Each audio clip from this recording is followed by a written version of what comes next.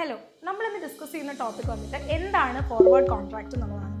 Forward contract is an agreement between two people to buy or sell a commodity on a set price on a future date. ഇത് clear ആയിട്ട് മനസ്സിലാവാൻ നമുക്കൊരു example നോക്കാം. ഒരു farmer wheat cultivate ചെയ്യാണ്. ജാനുവരിയിലാണ് cultivation start ചെയ്യുന്നത്. ഇതിൻ്റെ harvest time വരുന്നത് ഒരു ഏപ്രിൽ ഒക്കെ ആകുമ്പോഴാണ്. അപ്പോൾ ഫാർമർക്ക് ഒരു ടെൻഷൻ ഉണ്ടാവും, ആ ഒരു ടൈം ആവുന്ന സമയത്തേക്കും പ്രൈസ് കുറഞ്ഞാലോ ഡിക്രീസ് ആയാലോ എന്നുള്ളത്. ഇന്ന് ജാനുവരിയിൽ പ്രൈസ് നോക്കുന്ന സമയത്ത് ₹2000 പെർ ക്വിൻ്റൽ പ്രൈസ് ഉണ്ട്. പക്ഷേ ഏപ്രിൽ ആകുമ്പോൾ ചിലപ്പോൾ അതിലും കുറവാകാനൊരു ചാൻസ് ഉണ്ട്.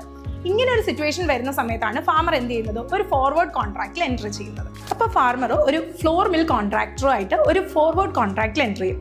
അപ്പോൾ ഈ കോൺട്രാക്റ്റിൽ എന്താ പറയുന്നതെന്ന് വെച്ചാൽ, for example 100 quintals of wheat ₹2000 per ക്വിൻ്റലിന് ബൈ ചെയ്തോളാം എന്ന് കോൺട്രാക്ടർ എഗ്രി ചെയ്യും. എന്ന് പറഞ്ഞാൽ ഇന്നത്തെ പ്രൈസിന് വാങ്ങിച്ചോളാം എന്നവർ എഗ്രി ചെയ്യും. ആ പ്രൈസ് അവർ ലോക്ക് ചെയ്ത് വെക്കും.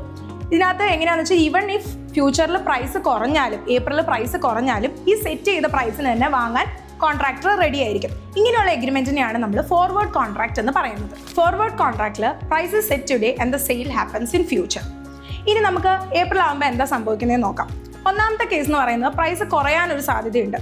ജാനുവരിയിൽ പ്രൈസ് 2000 ആയിരുന്നു, അതിപ്പോൾ ഒരു 1700 പെർ ക്വിൻ്റലായിട്ട് കുറഞ്ഞു എന്നിരിക്കട്ടെ.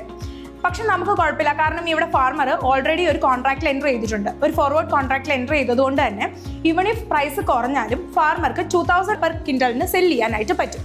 അപ്പോൾ ഇവിടെ ഫാർമർക്ക് ₹300 പെർ ക്വിൻ്റൽ ഗെയിൻ കിട്ടുന്നുണ്ട്. ഈവൺ മാർക്കറ്റിലെ പ്രൈസ് 1700 ആണെങ്കിലും ഫാർമർക്ക് ഫോർവേഡ് കോൺട്രാക്റ്റിൽ എൻ്റർ ചെയ്തതുകൊണ്ട് തന്നെ ഇത് ₹2000 സെൽ ചെയ്യാനായിട്ട് പറ്റുന്നുണ്ട്. ഇനി നമുക്ക് കേസ് 2 നോക്കാം. ഇനിയിപ്പം നാളെ ഏപ്രിൽ ആവുന്ന സമയത്ത് പ്രൈസ് കൂടിയെന്നിരിക്കട്ടെ. ജാനുവരിയുള്ള പ്രൈസ് 2000 ആയിരുന്നു, ഇനി അത് 2300 പെർ ക്വിൻ്റലായി എന്നിരിക്കട്ടെ.